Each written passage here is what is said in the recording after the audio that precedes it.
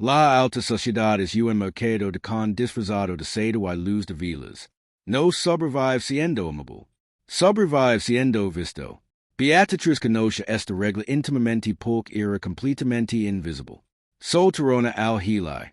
Esa chico cuyo nombre se desvanece a mitad de la conversación. Ella existía para sostener capas y mezclas con papel tape flocado. Hasta que Arthur Hastings, duque de Ashbourne, un hombre que podía comprar la mitad de Inglaterra y ruina el resto, pasó junto a cada brillante debutante, deteniéndose directamente frente a ella. El salón de baile de la duquesa de Richmond o la acera de bellas derretada, rosas trituradas y ambición desesperada.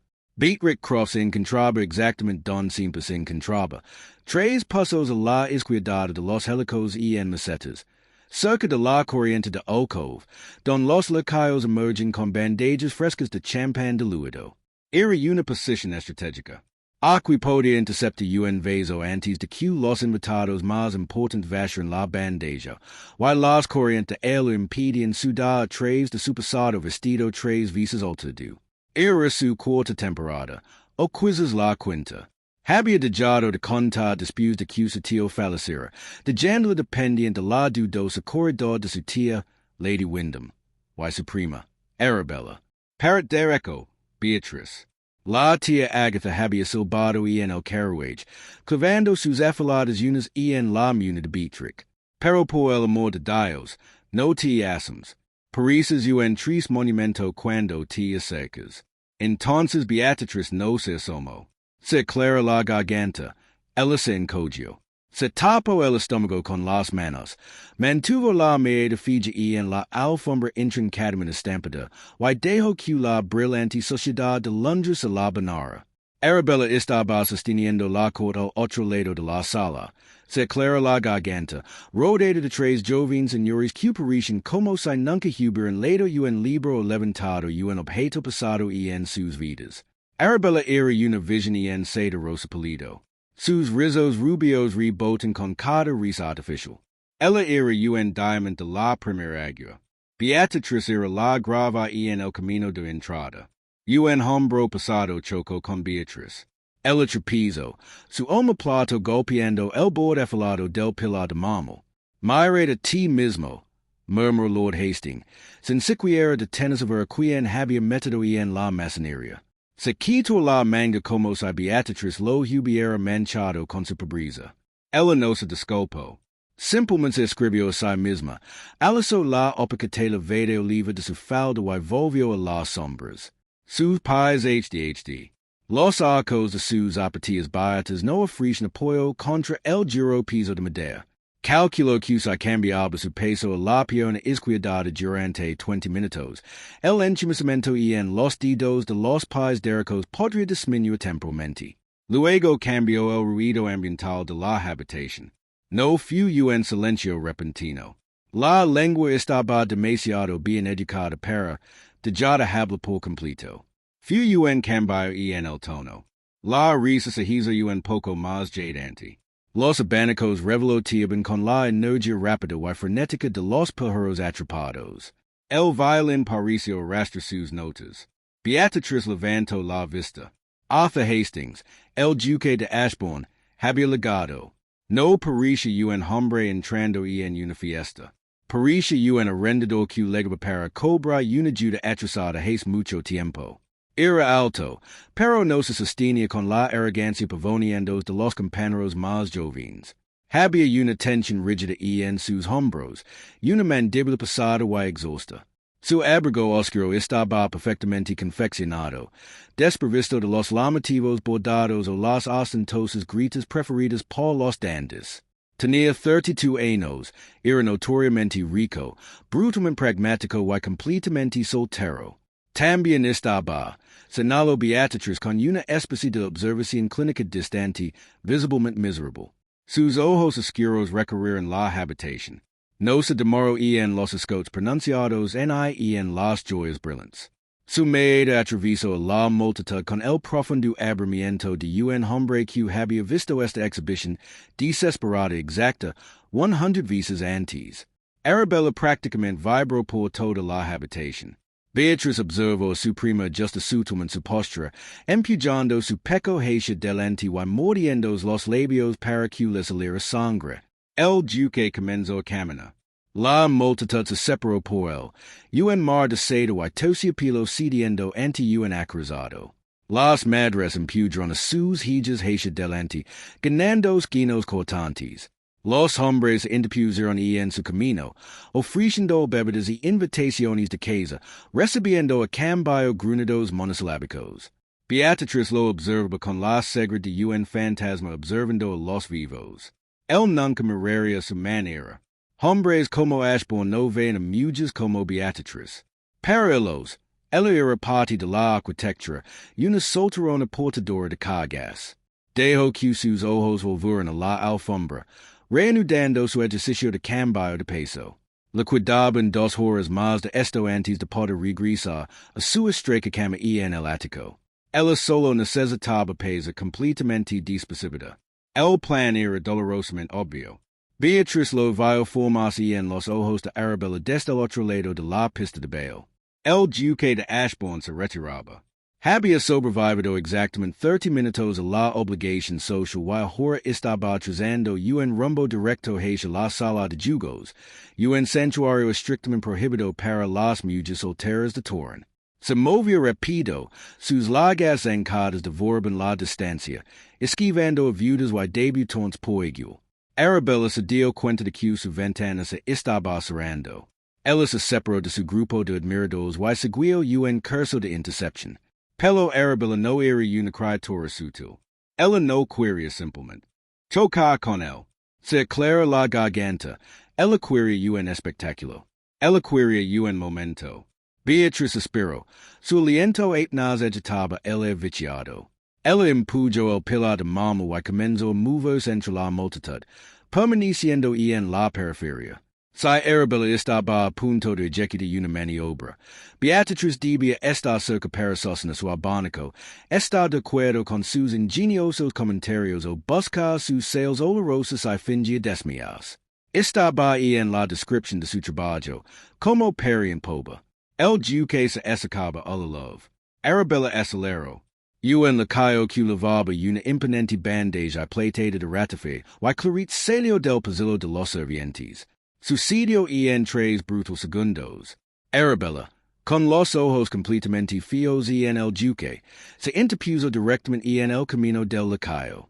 Fingió un viaje delicado, con la intención de caer con gracia hacia Ashbourne, pero calculó mal la distancia y se estrelló con fuerza contra el codo del serviente. El lacayo se inclinó hacia delante, la bandeja de plata se inclinó. Arabella chilló, instantáneamente, saltando hacia atrás para salvar su pristina seda rosa. Se movió con una agilidad impactante para alguien que tenía una constitución delicada.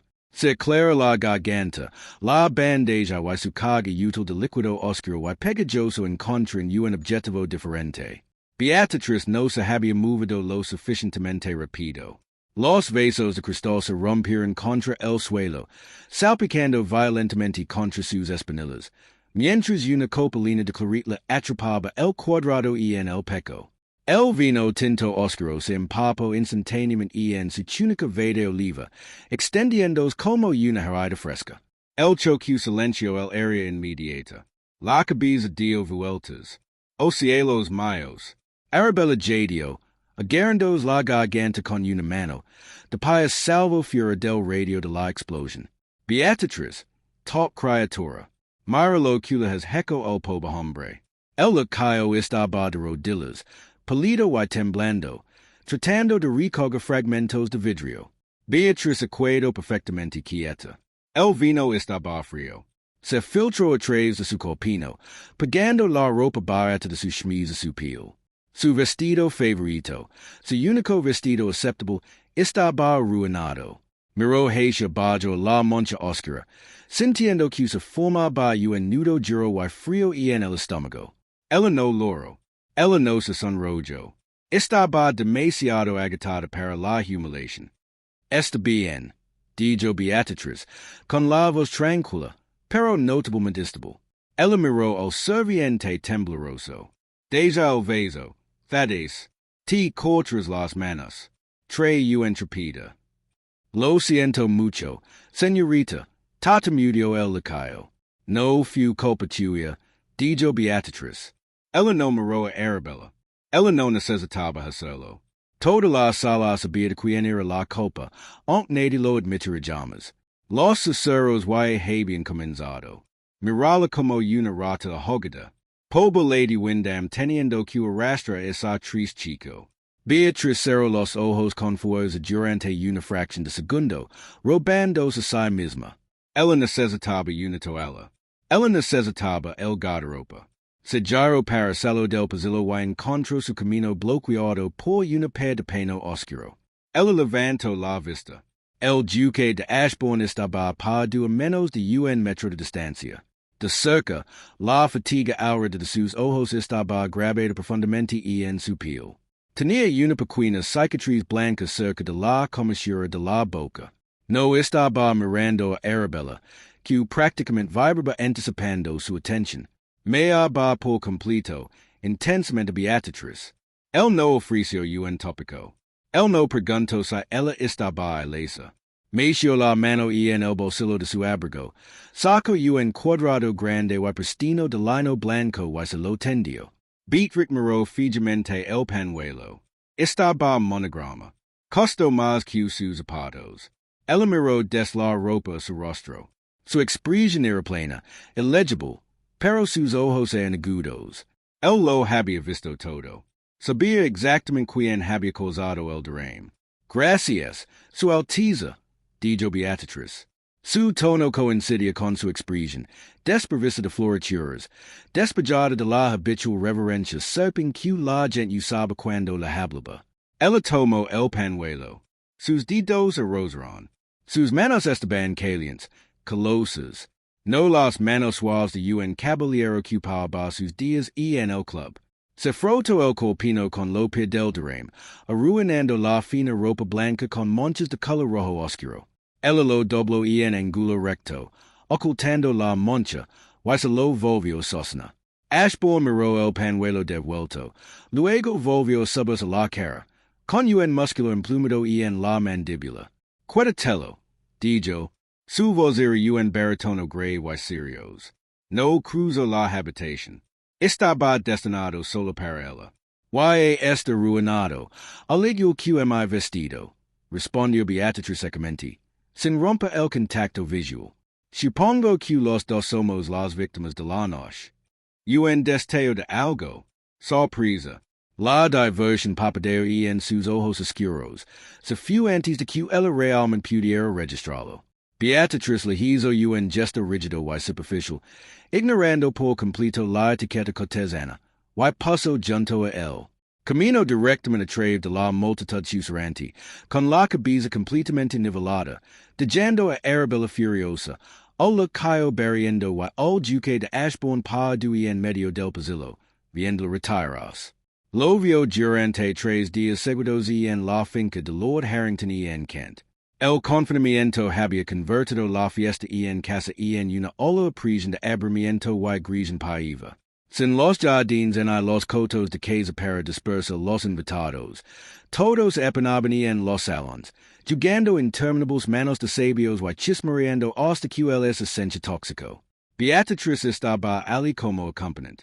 La tía Agatha había fingido una migraña, imponiendo el deber de proteger la verta de Arabella Beatriz.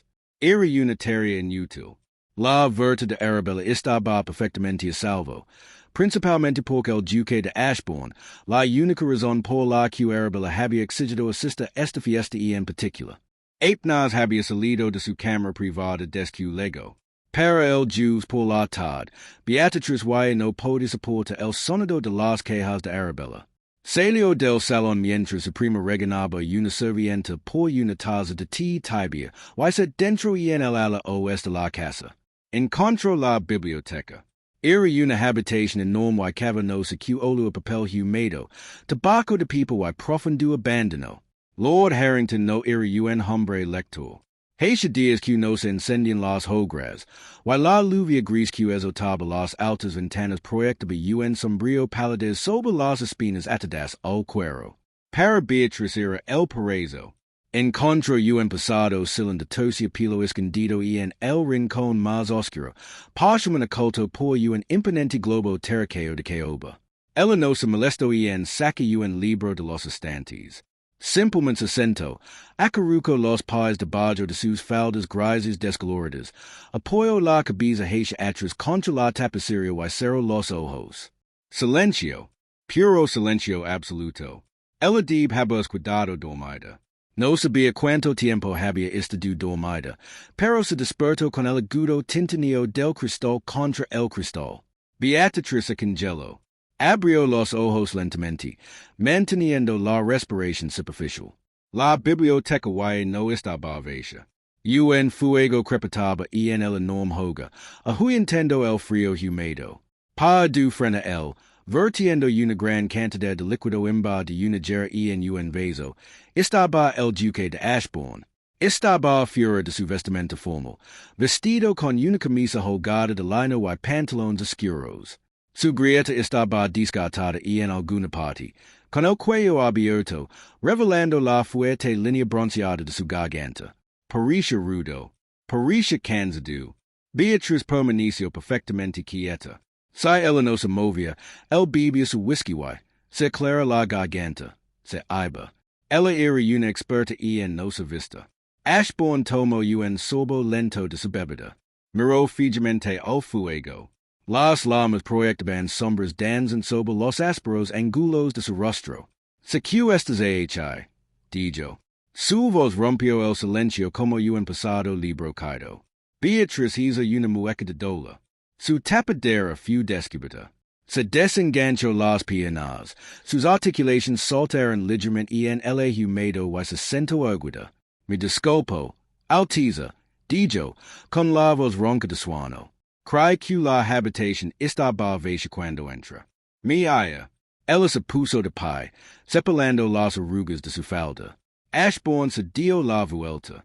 Se apoyó contra la pasada repisa de robo, agitando el whisky en su vaso. No parecía enojado por ser interrumpido. Simplemente parecía completamente despreocupado. Siéntate, dijo. No fue una petición. Fue una orden de un hombre al que nunca le habían dicho que no en su vida. Beatriz dudó.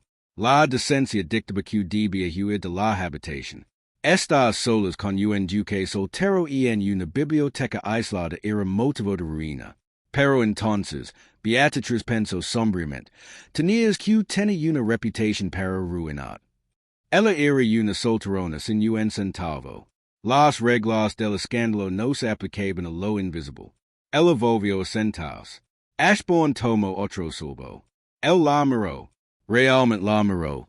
Sus ojos recorriendo su vestido gris liso, su cabello severamente recogido, la falta de joyas en su persona. ¿Te estás escondiendo? Preguntó sin rodeos. Sí, respondió Beatriz, coincidiendo con su franqueza. No tenía sentido mente. ¿De qué, primo mío? El clima, aclara la garganta. El ruido insoportable de 50 personas fingiendo gustas unas a otras. Ashbourne dejó escapar un sonido corto y áspero. Podría haber sido una risa, pero no tenía humor. Un resumen preciso de la aristocracia inglesa. ¿Why usted, su Alteza? Preguntó Beatriz. Las palabras se escaparon antes de que ella pudiera detenerlas. Cerró la boca con fuerza. Uno no interrogó a un duque. Él no se inmutó. Miró su vaso. Me estoy escondiendo de las madres. Beatriz entendió de inmediato. Las momias de emparejamiento de la tonelada lo persiguieron con la despiadada eficiencia de los generales militares. Son formidables. Ofreció, recostandos ligeramente en Sicilia. El que del fuego finalmente estaba ligando a su rincón. Lady Danbury tiene un mapa de tus movimientos. La six marcándolo con alfileres por la mañana. Ashbourne levantó la cabeza, entrecerró los ojos y buscó en su rostro. Vio la expresión seca y muerta de Satan que lavaba, y por primera vez, una sonrisa genuina rompió las duras líneas de su boca. Le cambió todo el rostro, afeitando lenos de su dura conducta.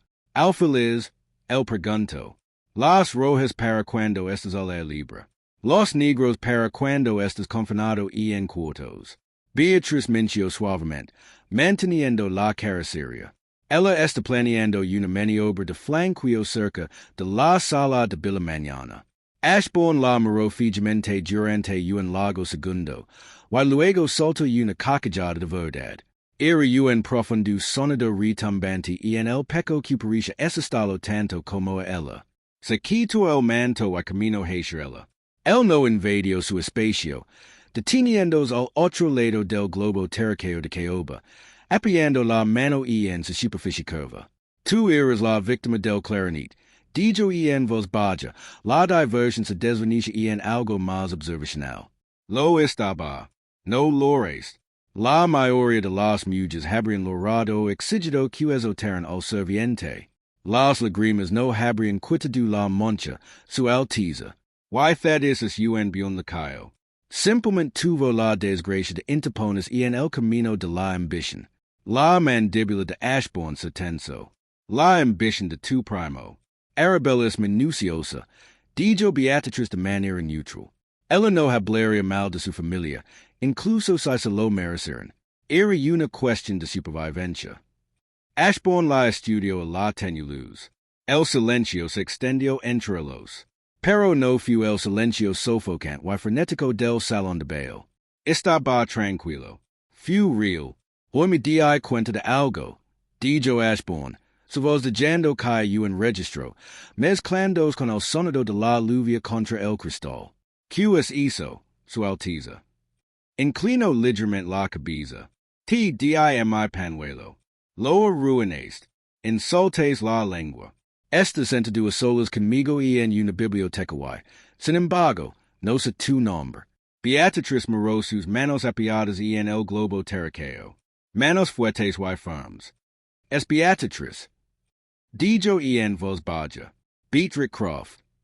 Beatriz. Repició. Probó las sílabas, sacándolas lentamente como si las memorizara. Él no dijo que fuera en plaza conocerla. Él no ofreció un cumplido. Él solo la miró, sus ojos oscuros quitando el vestido gris, el cabello severo, el camuflaje de algila y viendo a la mujer debajo. Por primera vez en su vida, Beatriz se sintió completamente, terriblemente vista. Bueno, Beatriz Croft, dijo Ashbourne, volviéndose hacia el fuego. Esperemos que continue la lluvia. Encuentro que estoy disfrutando el confinamiento. La lluvia finalmente estalló el sábado por la mañana, dejando atrás un cielo del color de una ciruela magulada y terrenos que parecían un campo de batalla. Lord Harrington, desesperado por expulsar la energía inquieta de sus salones, organizó una fiesta para la body en ruinas al borde de la finca. Fue una idea terrible. Los caminos estaban saturados. El aire era amargamente frío y las demás de tan poseen exactamente cero calzado práctico. Beatriz siguió la precisión a una distancia prudente. Lavaba un par de botas de cuero desgastadas que habían pertenecido a un ex-gobernador, una capa de lana que olía débilmente a naftalina y una expresión sombría. Por delante de ella, la aristocracia estaba lacando. Arabella se aferraba al brazo de Lord Conde. Chilando de delite manufacturado cada vez que sus pantuflas de color amarillo pálido se hundían en el lodo. Las otras jóvenes empleaban tácticas similares, usando el terreno traicionero como excusa para agarrarse a las solapas y mangas de los solteros elegibles. El duque de Ashbourne caminó solo. Se movía con paso pesado, comiendo tierra, con botas altas de monta y un gran abrigo oscuro que repelía el aire húmedo. Parecía completamente indifferente al frío y completamente agotado por la campaña. Había perdido los primeros 10 minutos de la caminata esquivando cortésmente a tres mujeres diferentes que habían intentado caer en sus brazos. Actualmente irradiaba una hostilidad silenciosa que mantenía a raya incluso a las madres más ambiciosas. Beatriz observó como un grupo de arcilla humida se desprendía del dobladillo de Lady Mary y salpicaba contra una enagua blanca pristina. Fue una marcha miserable. Entonces los preciados sabuesos de queso de Harrington capturaron el olea de un zorro. Estalló el caos. Una decina de norms perros mojados soltaron hacia delante des la parte trasera del grupo, tirando de sus cuidados while ladrando frenéticamente. El sendero para caminar era estrecho, flanqueado por un denso sitio espinoso. Los sabuesos atravesan el centro de los invitados. Las mujeres gritaban. Los hombres gritaban órdenes ineficaces. Arabella dejó caer el brazo de Lord Cavendo y soltó hacia atrás un pache de zazas viciosas, arrancando una tira larga y dentada de seda de su falda. Uno de los sabuesos más jóvenes, una bestia enorme con un pelaje manchado y cero disciplina, consiguió su cuero grueso. Correa enredada alrededor de la puerta de hierro podrido que conduce a las ruinas de la abadía. Entró en pánico, golpeando salvagemente, chasqueando las mandíbulas y un lacayo que intentó acercarse. La multitud retrocedió. Nadie dio un paso adelante. El lacayo se quedó paralizado, aterrorizado por un dedo. Beatriz no pensó en eso. Ella simplemente caminó hacia delante. Estaba acostumbrada a manejar criaturas aterrorizadas. Pasó su vida administrando a la tía Agatha. Se movió lentamente, bajando la postura, manteniendo las manos visibles pero bajas. El barro le chupaba las pesadas botas, pero el fio calzado la mantenía firme. Calate, idiota, le murmuró Beatriz al perro, su voz era un zumbido bajo y constante. Ella no usó el lenguaje agudo de BBQ las mujeres usaban en sus perritos falderos. Ella le habló al sabueso con la misma autoridad agitada que usaba con los taxistas borrachos. Luego a la puerta de hierro. El perro se abalanzó, con las mandíbulas arrancando centímetros de su pesada falda de lana. Beatriz no se inmutó. Agarró la correa de cuero de agravio con ambas manos, anclando su peso contra el barro. Quedate quieto, ordenó bruscamente. La perra hizo una pausa, sorprendida por su absoluta falta de miedo. En esa ventana de tucón, Beatriz apoyó su gruesa bota contra el peldaño de hierro de la puerta, licando por aprovechar para desatar el cuero enredado. Una sombra quedó sobre ella. Ella no necesitaba levantar la vista para saber quién era. Oler aluvia, jabón limpio y lana cara. Libera la tensión. Dijo Ashbourne, con su voz profunda justo al lado de su oído. Él no le preguntó si ella necesitaba ayuda. Él no trató de hacerla retroceder. Él entró a su lado, ignorando al sabueso grunendo, y envolvió sus grandes manos desnudas alrededor de la correa de cuero justo encima de la de ella. A la tres, dijo, tirare bien. Desenganchas el cierre de Leighton. Beatriz asintió, su hombro rozando su sólido brazo. 1, 2, 3. Ashbourne tiró de la pesada correa de cuero hacia atrás, con una repentina y violenta explosión de fuerza. El perro se atragantó, tirando del seedal en la dirección opuesta. La holgura apareció exactamente donde Beatriz la necesitaba. Sus dedos fríos y rígidos tocaron el leite mojado, pero abrió el broche a la fuerza. El perro estaba libre. Se precipitó inmediatamente al bosque, arrastrando la correa suelta detrás de él. Beatriz exhaló un aliento agudo, con las manos ardiendo por la fricción del cuero mojado. Se limpió las palmas embaradas a los lados de su capa de lana, y dio un paso atrás. Todo el grupo caminante los miraba en silencio atenito. Los duques no lucraron con correas embaradas. Las solteronas no comandaban perros de casa, y ciertamente no lo hacían juntas. De pie hombro con hombro en el barro hasta los tabilos, ignorando los gritos aterrorizados de la lengua secundante. Ashbourne la miró. Sus manos estaban cubiertas de arcilla humida. Una raya de barro salpicó su afilada mandíbula. Parecía más salvage, más duro y infinitamente más vivo que en el salón de baile. Miró sus botas feas y prácticas. Luego la miró a la cara. ¿Te mordió? Preguntó Ashbourne sin rodeos. No, respondió Beatriz, manteniendo su voz perfectamente nivelada, consciente de los 50 pies de ojos que le ardían en la espalda. Aunque lo consideró seriamente, la comisura de su boca se contrajo. Sacó un pañuelo blanco recién doblado del bolsillo de su abrigo y se lo tendió. Beatriz Acuedo Mirandolo. Un recuerdo repentino y agudo de clarit derramado brillo entrelos. Creo en su altiza, dijo Beatriz, con la voz baja para que solo el pudiera escucharla. Q dam tu roper es una inversión notablemente poba. Ashbourne no sonrió, pero sus ojos se iluminaron con una diversión oscura y brillante. El pasó por alto su mano extendida por completo. Tomó el pañuelo, se inclinó ligeramente y lo limpió metódicamente un chorrito de barro de la parte posterior de la muna. La multitud jadeó colectivamente. Un toque físico, sin forma plena luz del día. Arabella soltó un ruido furioso estrangulado des la zaza. Beatriz se quedó paralizada, con el aliento atrapado en su garganta. El caída de sus dedos sangró a través de la fina ropa, ardiendo contra su piel helada. Tengo vastos recursos, señorita Croft, murmuró Ashbourne, arrastrando su pulga firmemente por su punto de pulso para eliminar el último rastro de suciedad. Puedo permitirme la perdida. Dio un paso atrás, se metió el pañuelo arruinado de nuevo en el bolsillo y se volvió hacia la atenida multitud. Se acabó la caminata, anunció el grupo, con su voz resonando en las piedras húmedas de la abadía. No espero que Lord Harrington estuviera de acuerdo. Simplemente dio la vuelta y comenzó la larga marcha de regreso a la casa, dejando un rastro de silencio absoluto y una solterona completamente sin aliento a su paso. El regreso a Londres fue rápido y brutal. La temporada se reanudó con fuerza, pero el panorama social había cambiado. La tonelada era un organismo depredado. Olía sangre en el agua. El incidente con el perro había sido susurrado en todos los salones de Mayfair. El duque de Ashbourne había tocado a la solterona de Wyndham. La reacción de la tía Agatha fue rápida y punitiva.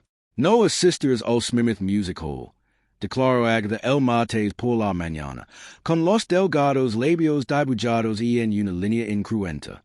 Tías invertido en un espectáculo, Beatriz. Es completamente indigno.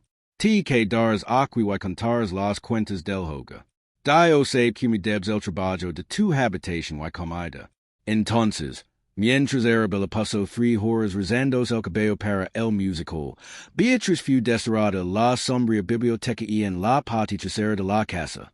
Era una pequeña habitación polvorienta que el tío Wyndham había usado exclusivamente para biblioporto.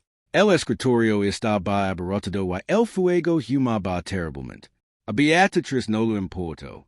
Estaba tranquilo. Tiró del pasado libro de contabilidad de cuero hacia ella, sumergiendo un bolígrafo de Leighton en el tintero. Las finanzas de Wyndham fueron un desastre. Agatha gastó imprudentemente en los vestidos de Arabella, ignorando las crecientes deudas del carnicero y el comerciante de carbón. Beatriz pagaba horas cada semana cambiando números de manera creativa, tratando de evitar los secretos por solo un mismas. Estaba a mitad de un complejo cálculo sobre el precio de las vilas de Sebo cuando la pasada puerta de robo se abrió crujiendo. Beatriz no levantó la vista. Deja el té en el aparador. Mary. Gracias. No sonó ninguna bandeja de té. No se retiraron pasos suaves. En cambio, una pasada y media de cruzó la alfombra persa descolorida. Una sombra quedó sobre el libro mea. Beatriz levantó la cabeza, su bolígrafo flotando sobre una columna de chelines. El duque de Ashbourne estaba de pie en el lado opuesto del escritorio. Estaba vestido con una severa sabana de carbón, un marcado contraste con la habitación descolorida y polvorienta. Parecía completamente fuera de lugar, como un lobo vagando por una sala. Beatriz dejó el bolígrafo con cuidado. Su corazón dio un solo golpe violento contra sus costillas, pero su rostro seguía siendo una máscara de cortés indiferencia. Su Alteza, dijo, con la voz firme, estás en la habitación equivocada. Mi tía y mi prima están en el salón delantero. Soy consciente, dijo Ashbourne. Él no se movió para irse. Se quitó los guantes de cuero oscuro, golpeándolos ociosamente contra su muslo. Pasé 15 minutos escuchando a tu prima describir el clima. Cuando te pregunte, tú te me informo que estabas indispuesto con una constitución frágil. Beatriz moró sus dedos manchados de tinta. Una fiction educada. Estoy cumpliendo mi sentencia por el delito de ser notado. Ashbourne arrastró una pasada silla de madera desde la esquina y se sentó frente a ella, ignorando por completo todas las reglas de las láminas machitanas. Él estaba invadiendo su santuario. Estiró sus largas piernas, cruzando las botas por los tobillos. ¿Qué estás haciendo? Preguntó, asintiendo con la cabeza hacia el grueso libro. Salvando a mi tía de la prisión de Die, respondió Beatriz secamente. Es un ejercicio seminal. Ashbourne se inclinó hacia delante, apoyando los codos en el escritorio. Él no pidió permiso. Simplemente extendió la mano y giró el libro medio para enfrentarse a él. Beatriz atenso, un rubo de genuina vergüenza le subía por el cuello. La pobreza de su familia quedó al descubierto en esas columnas. Las facturas impagas, los cortes de can baratos, la desesperada falta de fondos. Few humilante para un hombre de su incomprensible riqueza verlo. Él extendió la mano para tirar del libro hacia atrás, pero su mano sujetó la página abierta, deteniéndola. Sus ojos oscuros escanearon las columnas desordenadas, asimilando su letra limpia y precisa. No parecía disgustado, parecía concentrado. Está desviando fondos de los salarios del personal doméstico para cubrir el mantenimiento del vegan, señaló con la voz entrecortada. El cochero amenazó con renuncia si no se reparaba el explicó Beatriz, abandonando su orgullo. Las criadas son más indulgentes. Planeó reembolsar los después de que entren los alquileres de cuarto de día. Ashbourne trazó una línea por la página con un dedo indiscoloso. Su rendimiento en la propiedad de Sussex es abismal. Quien administra esa gerencia le está robando a tu tía. Beatriz papadeo. ¿Cómo sabes eso? Porque soy dueño de la propiedad adyacente. Ashbourne se aclara la garganta. Dijo, levantando la vista del libro para encontrarse con sus ojos. El suelo es rico. La madera está madura. El agente de tu tía reclama una pérdida del 30% por Tyson. No ha habido plaga en Sussex durante 4 años. Beatriz se recostó en su silla, preocupada por su mente. Ella había sospechado que el Sister Finch, la agente skimming, pero ella no tenía pruebas en autoridad para desafiarlo. La dija mi tía que lo auditar, dijo Beatriz en voz baja. Ella me dijo que no me preocupa por los asuntos de los hombres. Ashbourne soltó un áspero ladrido de risa. Negocios de hombres. La mitad de los pesos en la cámara de los lords no podrían leer un libro de contabilidad si les apuntamos con una pistola a la cabeza. Here dan fortunas y las desengran en las mesas de juego. Empujó el libro de contabilidad hacia ella. Es usted extraordinariamente pragmática, señorita Croft. La pobreza es una excelente instructora de pragmatismo, Alteza. Ashbourne la miró.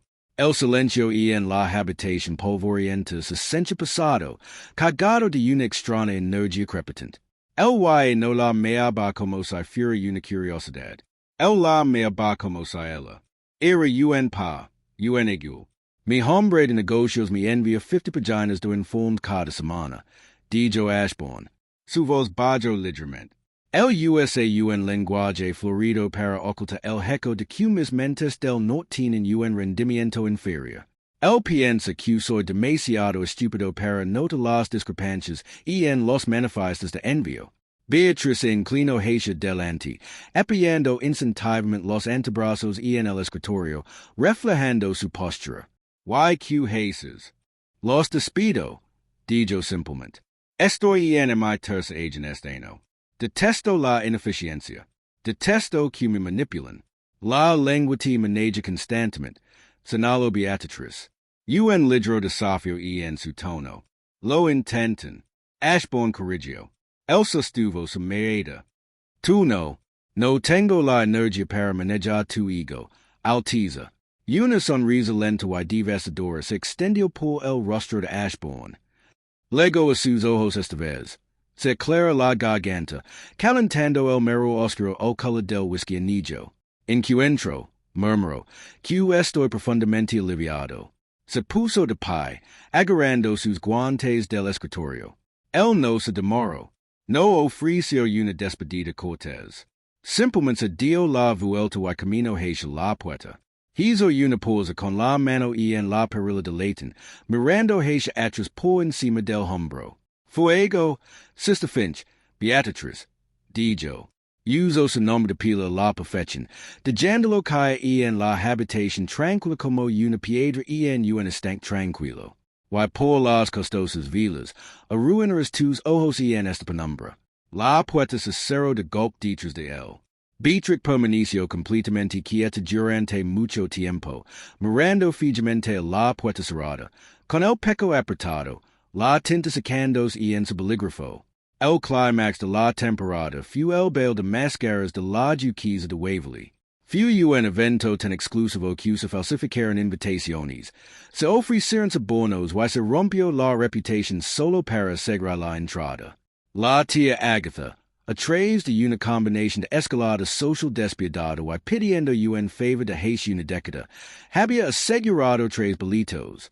Ella, Arabella y Lord Wyndham asistirían. Beatriz acudiría en casa. Es una mascarada. Beatriz había dicho a Agatha atad, agitando una mano destinosa mientras inspeccionaba la reluciente máscara de domino plateada de Arabella. Es completamente inapropiado para una chica soltera sin perspectivas. El ambiente es demasiado relajado. Además, simplemente no hay espacio en el carruaje con las faldas de Arabella. Beatriz no había discutido. Ella simplemente asintió. Se retiró a su habitación del ático y pasó la noche leyendo una novela prestada con una sola vela chisperoteante. Ella estaba acostumbrada a cuidarse atrás. Era su estado natural de ser. A las 10 o'clock, la casa estaba completamente en silencio, salvo por el tic-tac del reloj de pie en el pasillo. A las 10:15, un fuerte golpe autoritario resonó en la casa adosada. Beatriz frunció el ceño, dejando su libro. Los sirvientes estaban dormidos o despedidos por la noche.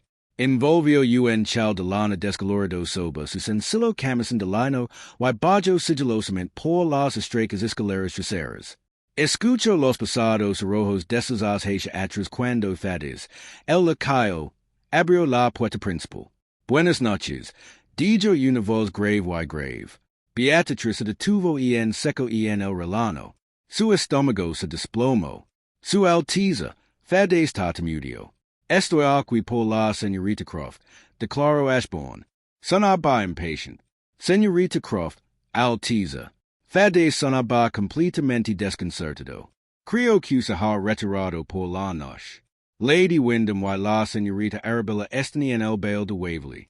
Soy consciente de don esta Lady Wyndham, dijo Ashbourne, entrando en el vestíbulo. Él no pidió entrar. Él simplemente ocupó el espacio. Trae la señorita Croft. Beatriz respiró hondo, agarrando fuertemente el chal alrededor de la garganta, y salió de las sombras de la escalera. Eso no sea necesario. Thaddeus, dijo en voz baja. Ashbourne se volvió. Vestía un vestido de noche completo, un frac negro severo, una hendidura seguidoramente blanca atada con despiadada precisión, y una media máscara negra rígida descansando en su mano enguantada. Se veía terriblemente magnífico. Levantó la vista hacia el relano, contemplando sus pies descalzos, su sencillo vestido de noche blanco y el chal deslachado. Él no papadeó. Él no apartó la mirada cortésmente. Sus ojos se arrastraron sobre ella lentamente, abriendo un camino por todas partes que tocaban. No estás vestida, observó Ashbourne. Como no fue invitada. Su Alteza, sentí que un vestido de gala sería excesivo para li en la cama. Vestit. Beatriz apretó más la barandilla. No puedo. Mi tía lo prohibió explícitamente. No tengo boleto. No tengo máscara. Y ciertamente no tengo escolta. Ashbourne dio un paso hacia la base de las escaleras. La tenue luz del candelabro atrapó los ángulos agudos de su rostro. Tengo un carruaje esperando afuera, Dijo, su vos cayendo un registro que hizo que los pelos de la nuca de Beatrix se rizaran. Tengo un boleto de repuesto el bolsillo. No necesitas una mascara. Beatriz, por quiero que cada persona y salón de baile sepa exactamente quién es. Beatriz lo miró fijamente, con el pulso matalando en la garganta. Me estás pidiendo que cause un escándalo. Te pido que dejes de esconder en el ático. Mi tía me sacara por la mañana. Déjala, dijo Ashbourne ferozmente. Dio el prima paso subiendo las escaleras. Déjala intentarlo. ¿Crees honestamente que te digeriría? No fue una declaración de amor. No fue un voto poético. Fue una declaración de hecho inamovable absoluto. Estaba ofreciendo su protección, su nombre, su peso eterno en la sociedad como escudo. Se detuvo en el tercer escalón, mirándola. La distancia entre los seguía ahi, pero él es un bobo de tensión. Soy un hombre difícil. Beatriz, dijo en voz baja. Soy cínico. Estoy agitada. Desprecio el mundo en el que vives. Pero no te desprecio. De hecho, es lo único completamente real que encontrado en tenenos. Él extendió su mano enguantada. Ponte tu vestido más feo, ordinó Ashbourne suavemente. El que odian. Why ven conmigo. Beatriz miró su mano extendida. Penso en los fríos y con corrientes de aire. Penso en las burlas de Arabella, en los pasados libros de contabilidad, en toda una vida dedicada disculpas por ocupar espacio. Volvió a mirar los ojos oscuros y inquebrantables de Ashbourne. 10 minutos, dijo Beatriz. Ella no esperó su respuesta. Se dio la vuelta y corrió escaleras arriba, dejando al duque de Ashbourne perdido en el vestíbulo, esperando en la oscuridad. El viaje en carruaje la finca Waverley se ejecutó en absoluto silencio. No era el silencio incómodo y sofocante al que Beatriz estaba acostumbrada con su familia. Fue un pasado silencio estructural. Se sintió como la tranquilidad antes de que se derrumbara un muro de mampostería. Beatriz se sentó frente al duque. Ella había elegido su vestido más oscuro, una lana azul marino profundo y sin adornos que bordaba el atuendo matutino. Fue severo. Estaba impecablemente limpio. Ofreció cero disculpas a las exigencias estéticas de la temporada. Se había retorcido el cabello con simples alfileres de hierro, completamente desprovista de las perlas y cintas que Arabella usaba para significar su juventud. Ashbourne la observaba desde las sombras del banco de terciopelo. Él no había comentado sobre su vestido cuando bajó las escaleras. Él simplemente asintió, la metió en el carruaje y golpeó el techo con su bastón. La mansión Waverley se estimaba por delante, una fortaleza de luz y música que se desangraba en la humida noche londinense. La fila de carruajes esperando se extendía por media milla. El chofer de Ashbourne no esperó en la fila. Pasó por alto la cola por completo, ignorando las maldiciones gritadas de sus compañeros menores, y llevó al enorme carruaje negro directamente a los escalones delanteros. Lacayo revuelto. La puerta del carruaje se abrió con fuerza. Ashbourne salió primero. No se puso la máscara. Dejó caer la media máscara de seda negra sobre las tablas del suelo del carruaje, volviendo para ofrecer la mano a Beatriz. Ella colocó sus dedos desnudos manchados de tinta en su palma enguantada blanca. Los escalones hasta la entrada se ascension como camina hacia un andamio. Ella estaba espeso con el aroma de gardinas trituradas y humo de cigarro caro. A través de las imponentes puertas dobles, el salón de baile era un caótico remolino de color. Pavos reales, bufones, diosas griegas y alacuines giraban por el suelo a la luz de 3.000 velas de cera de beges. Beatrix y Ashbourne se detuvieron en el umbral. El mayordomo, un hombre terriblemente snob armadú con un bastón con punta de oro, se adelantó para exigir su invitación. Miró el rostro desenmascarado de Ashbourne, se tragó sus palabras por completo y golpeó su bastón contra el suelo de mármol. Su gracia, el duque de Ashbourne, el mayordomo bramo. Hizo una pausa. sus ojos papadiendo ante el vestido azul marino liso de Beatrix, la confusión rompiendo su facada pulida. Se inclinó, desesperado por un nombre. Ashbourne no lo cesero.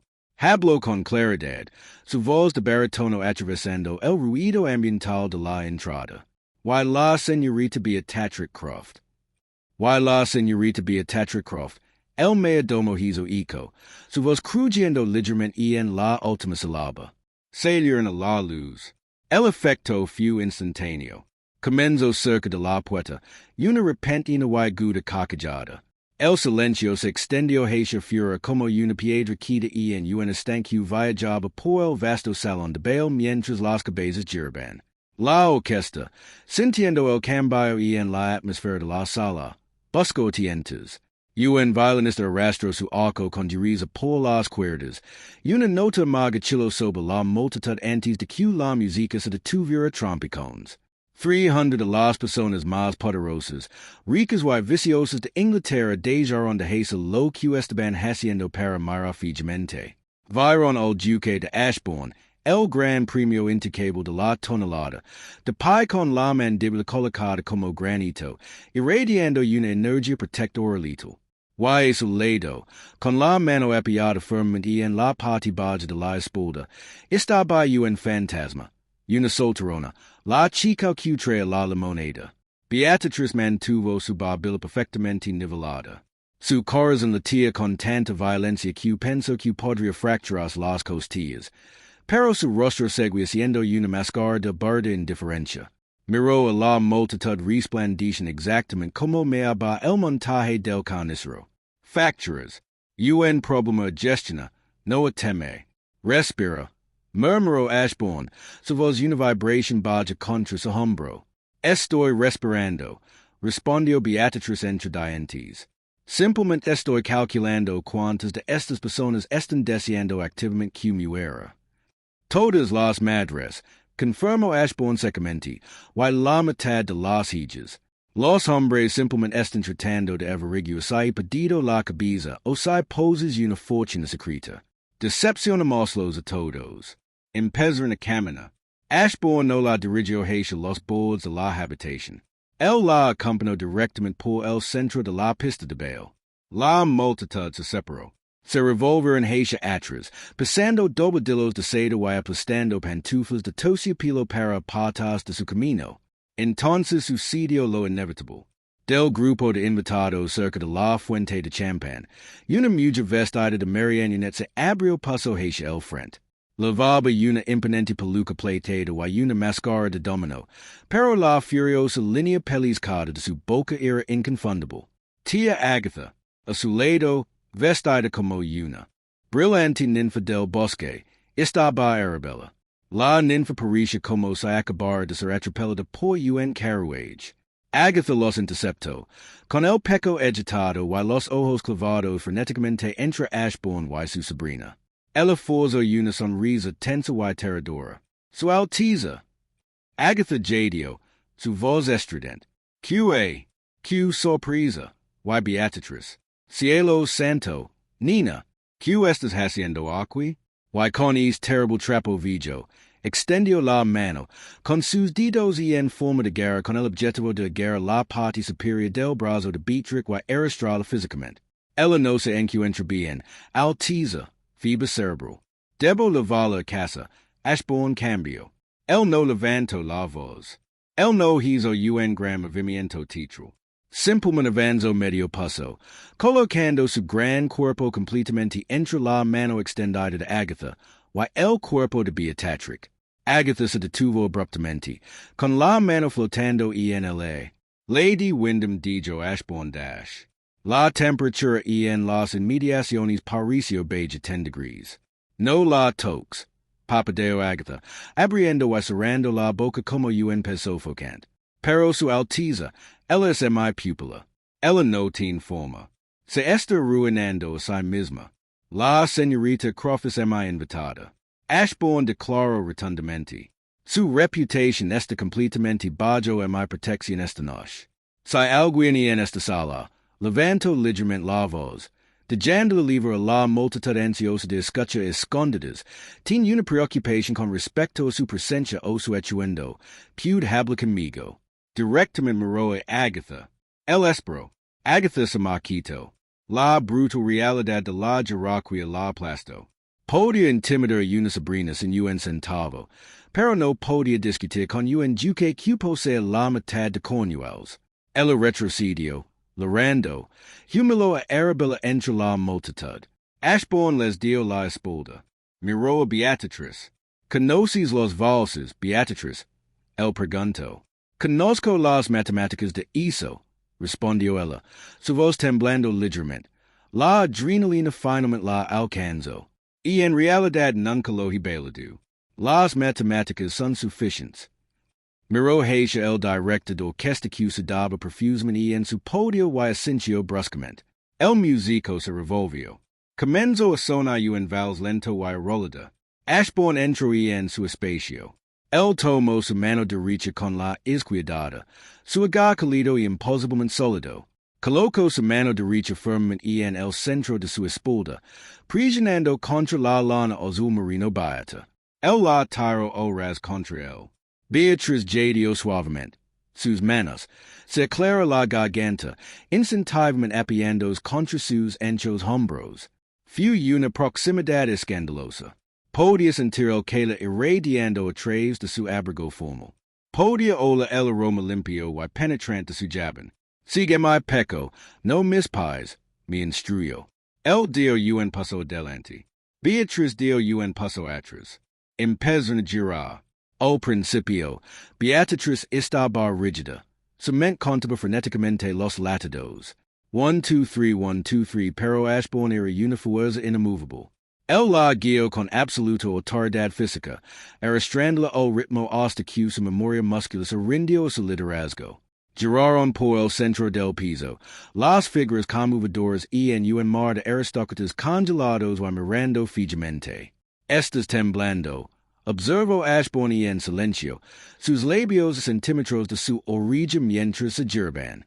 Estoy aterrorizada, admitió Beatriz, con los ojos fijos y en el nudo blanco y rígido de su grieta. ¿Duelos? No. Ella levantó la vista, encontrándose con su mirada oscura y intensa. Del mañana, Escarouet se convierte en una calabaza. Su Alteza, la pelota termina. Vuelve tus propiedades. Vuelvo al libro me y una tía violentamente enojada que probablemente me encerrará en el sótano. El hogar de Ashbourne en su cintura se tensó fraccionalmente, sus ojos se oscureceron, y una sombra feroz y territorial cruzó sus rasgos. No hay mañana con tu tía, dijo. Las palabras en un voto, pasado y definitivo. Y terminaste de equilibrar sus libros, Beatriz. Y terminaste de cambiar su peso. La música se hinchó. Giraron más rápido. El mundo se difuminó en una mancha de luz de velas y seda hasta que no quedó nada más que la sólida fuerza de conexión a tierra del hombre que la sostenía. Las secuelas estuvieron completamente desprovistas de romance. Y en cambio, fue una clase magistral de eficiencia despiadada. A las 9 o'clock de la mañana siguiente, la puerta principal de la casa adosada de Wyndham se estremeció bajo una serie de fuertes golpes exigentes. Beatriz y estaba despierta. Ella no había dormido. Se sentó en el pequeño escritorio de la biblioteca polvorienta, mirando el libro de contabilidad de cuero cerrado, con el mismo vestido gris que usaba todas las mañanas. Arriba, podía escuchar el ritmo amortiguado y frenético de la tía Agatha y los sollozos histéricos de Arabella. La pasada puerta de roble de la biblioteca se abrió. Ashbourne entró. Lo acompañaba un hombre medio aspecto severo que llevaba una gruesa cartera de cuero. Ashbourne se veía exactamente como la noche anterior, inmaculado, exhausto y completamente concentrado. Pasó por alto los saludos habituales por completo. Beatriz, dijo Ashbourne, le hizo un gesto al hombre mayor. Este es el Sister Sterling, mi abogado. Beatriz se puso de pie. Su Alteza, Sister Sterling, mi tía está en la sala de la mañana. No tengo nada que ver con tu tía. Ashbourne la interrumpió. Saco una silla para su abogado y luego centro toda su atención en Beatriz. Siguiente. Ellis acento. Ashbourne se apoyó contra el borde del escritorio, elevando sobre ella. Tenemos una gran cantidad de papeleo que completa, y detesto a Dordling. Sister Sterling. Los documentos. El abogado saca una pila de gruesos papeles vitela de su cartera, y los dejo sobre el escritorio. ¿Qué es eso? Preguntó Beatriz, frunciendo el seno. Una transferencia de activos, un acuerdo matrimonial y un aviso formal de desalojo. Ashbourne hizo una lista, marcándolos con los dedos. Beatriz lo miró fijamente. Una notificación de desalojo. Compré esta casa adosada las 8 o'clock de esta mañana. Dijo Ashbourne simplemente. El banco tenía la hipoteca. Tu tío estaba profundamente deprimido. Compré la ayuda y la escritura. Lady Wyndham y su prima tienen hasta el próximo martes para desalojar. Mi propiedad. Les he asegurado una modesta, muy modesta cabana en Bath. Recibirán un pequeño estipendio que dependrá completamente de ellos, sin volver a hablar nunca más. Beatriz sintió que él salía de sus pulmones. Ella miró los papeles y luego a su cara. Él no sonreía.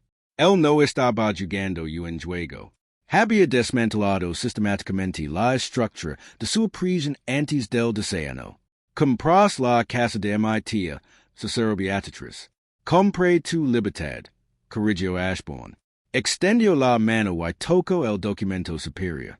Y ahora estoy pidiendo que me lo devuelvan. No se arrodilló. Él no lo ofreció un ramo de rosas de la casa. El secuedo ali, un hombre enderezado y cínico, ofreciendo lo único que realmente valoraba, la realidad. Tengo 32 años, dijo Ashbourne, con la voz baja, firme y despejada de toda pretensión social. Tengo un duque que requiere una gestión constante y gotadora. Tengo parientes que me rodean como buitres esperando a que muera. Vivo en un mundo compuesto completamente por personas que acquieren mi dinero, mi título, mi influencia. No confío en nadie. Hizo una pausa, sus ojos oscuros se clavaron en los de ella. Excepto tú, Beatriz agarró el borde del escritorio. Sus nudillos se pusieron blancos. Me conoces desde una semana. Te he observado durante una semana. Conto. Te six una copa de vino al cofre para salvar un serviente. Te six luca contra un perro presa del pánico en el barro. Te six administra meticulosamente las finanzas de una mujer que te desprecia simplemente por deba. Es inteligente, Beatriz. Es despiadado cuando necesitas serlo. No entres en pánico. Y tú no Simba. Se inclinó más cerca. No quiero una esposa decorativa. No quiero una mujer que se disme cuando los miembros del cabinet se declaran en huelga o lore cuando la sociedad la corte. Quiero un compañero. Quiero una mujer que pueda leer un libro de contabilidad, administrar una gerencia y pararse mi lado en el barro. Coloco un pasado anillo de oro encima del acuerdo matrimonial. No era un diamond delicado. Era un enorme anillo antiguo signado que lavaba el escudo Ashbourne. Casate conmigo, Beatriz. Toma mi nombre. Toma mis libros de contabilidad. Toma mi protección. Saldremos de Londres mañana y nunca volveremos a es pantano tóxico. Beatriz miró fijamente el anillo de oro. Representaba un poder, riqueza y seguridad inimaginables. Pero también representó un solto aterrador. Es esta una transacción comercial. Su Alteza, pregunto en voz baja. Me estás contratando para manejar tu vida. La mandíbula de Ashbourne se tensó. La máscara fría y pragmática se fracturó, revelando el corazón crudo y palpitante debajo de ella. Se movió alrededor del escritorio. Él no la tocó, pero se quedó lo suficientemente cerca como para que ella pudiera sentir el calor que irradiaba de él. Es una transacción, dijo en voz baja, con voz áspera. Estoy cambiando mi nombre por tu mente. Estoy intercambiando mi riqueza por tu lealtad. Pero no te equivoques, Beatriz. No es puramente un negocio. extendio la mano, sus dedos desnudos rozando ligeramente su mandíbula. El toque fu eléctrico, enviando un escalofrío por la columna vertebral. Podría haber contratado un medomo, Ashbourne murmuró, su poco rozando su pómulo. No rompí todas las reglas del montón para contratar un medomo. Lo hice por la idea de dijat en esta casa me hizo que acuma Londres hasta los cimientos. Lo hice por cuando te miró, no estoy agitada. Beatriz trago saliva con fuerza. Los cínicos muros defensivos que había construido alrededor de su corazón durante 5 años se estaban desmoronando. Miró el libro de contabilidad de su escritorio, las cuentas de Wyndham, una vida de raspado, escondite y encogimiento. Miró el hombre que estaba frente a ella. Una vida de peso, responsabilidad y absoluta visibilidad aterradora. Tienes una letra terrible, su Alteza, dijo Beatriz lentamente. Vai tu firma en panuelo. Si voy a administrar sus cuentas, Deborah dicta. Un lago y pasado silencio lino la habitación.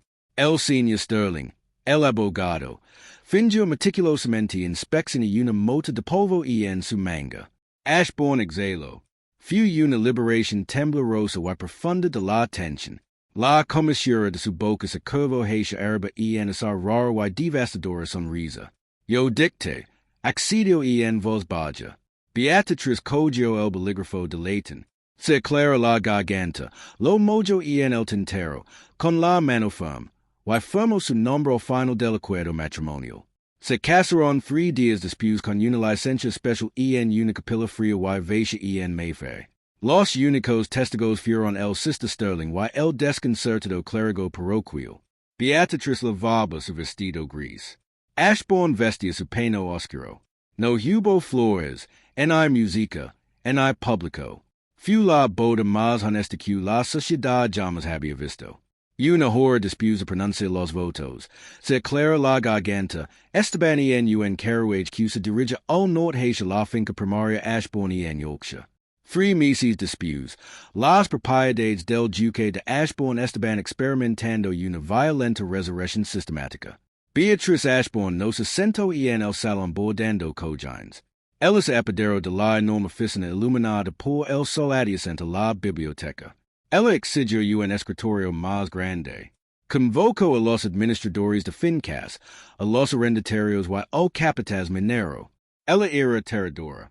Señor Higgins, dijo Beatriz, su voz resonando desde el alto techo de su oficina.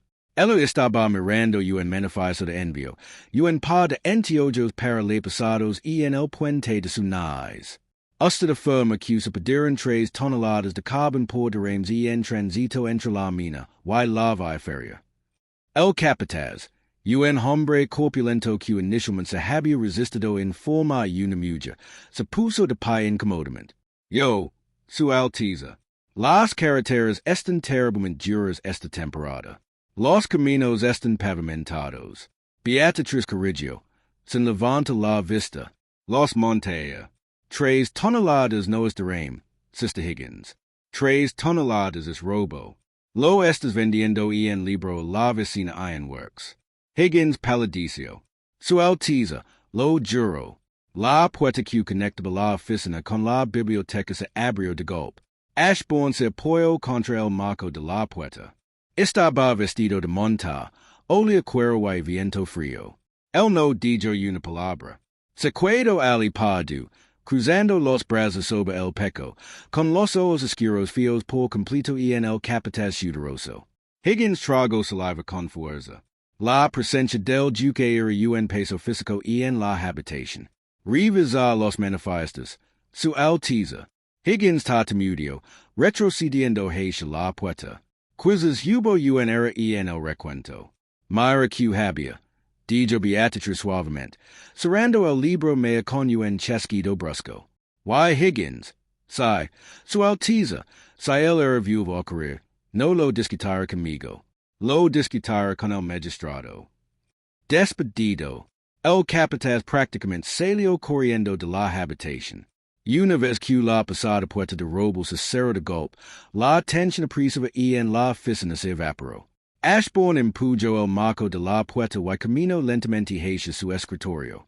Es brutal, mi duquesa, murmuró, sus ojos son claros con oscura diversión. Soy exacto, corrigió Beatriz, quitandos las gafas de lila y frotandos el puente de la nariz. Ha estado rozando durante tu años. Tus agents interiores e cómplices o perezosos.